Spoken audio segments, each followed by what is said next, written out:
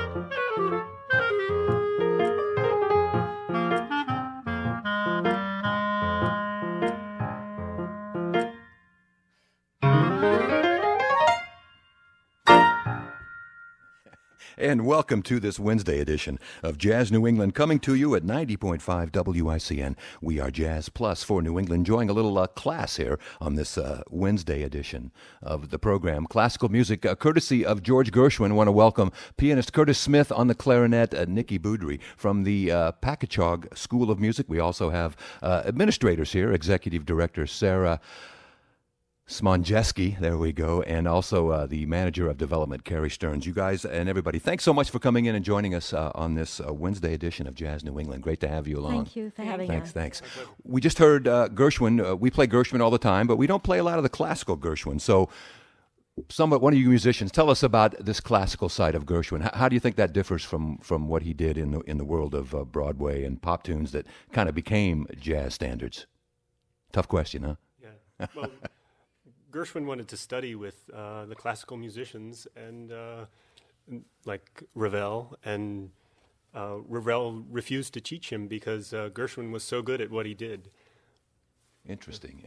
Yeah. So he was kind of a rebel then, in a way, huh? Yeah. He didn't have as much formal education as a lot of his colleagues around him are contemporaries at that time. Like Copland is a composer that was very much present in that same time period, but Gershwin took some piano lessons and then didn't really have formal study. He was an apprentice at a publishing house. So kind of interesting because he has such beautiful music that came out, regardless of that lack of study. So that makes it all the more surprising of what he accomplished without that training. It does. Yeah. It does. Is that bad to tell students? Well, yeah, maybe, but no, I mean, I think he and his brother were so exceptionally talented at the piano and at composition that, perhaps their compositions were inevitable. Okay. So. Okay. What did we hear to start off there? Oh, that was Prelude number 1 by George Gershwin, arranged by James Caan. But these are preludes. Preludes number 1, 2, and 3 were originally written for piano. Give us a definition of a prelude. What is that? It's a short work for piano. Okay, that's easy. All right, we want to get the administrators in here again, Sarah and Kara. You guys, the Pakachoag Music School, it's well known in this area, but give us a little background on this great institution, how long it's been around, and what you guys do. Well, we are in our 29th year and counting. We are located up the hill from Holy Cross, just over the Worcester line in Auburn.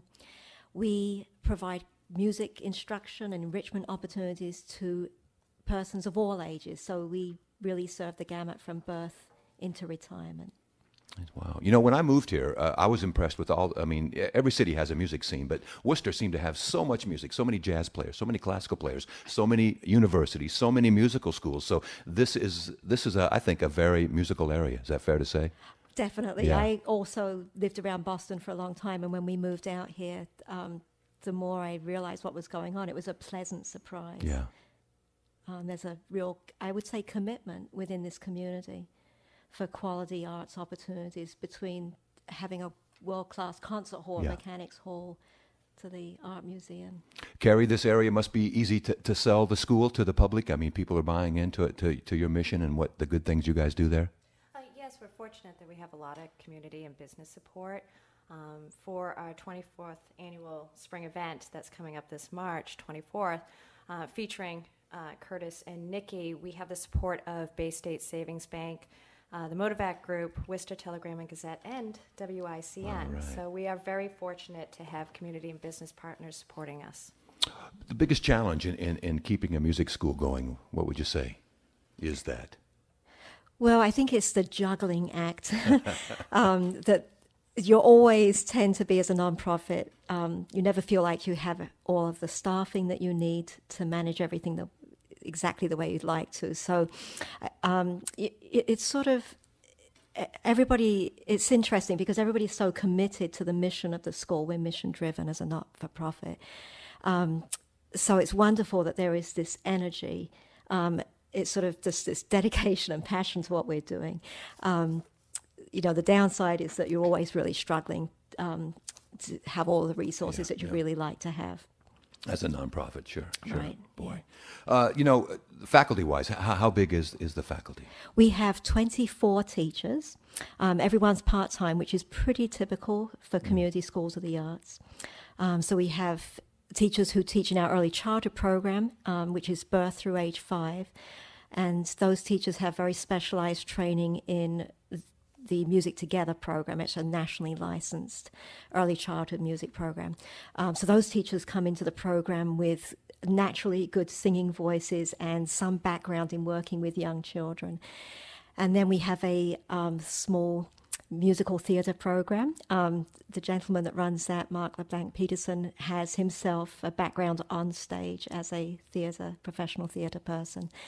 And then our private instruction teachers, most of them have advanced degrees as performers themselves in music. We lament how public schools, budgetary reasons or whatever, are slacking off or backing away from music programs. So that's it's still in the forefront. Would you say, music, though, even though it might not be in the public schools as much as we would like it to be?